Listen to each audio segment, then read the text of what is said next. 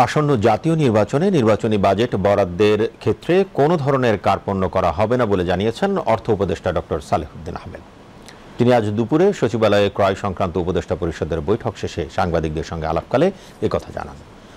উপদেষ্টা বলেন, চলতি অর্থ বছরেই নির্বাচন অনুষ্ঠানের সম্ভাবনা থাকায় সরকার আগেই নির্বাচনী বাজেট ঠিক করেছে এবং নির্বাচনী বাজেট বরাদ্দের ক্ষেত্রে কোনো কার্পণ্য করবে না সরকার।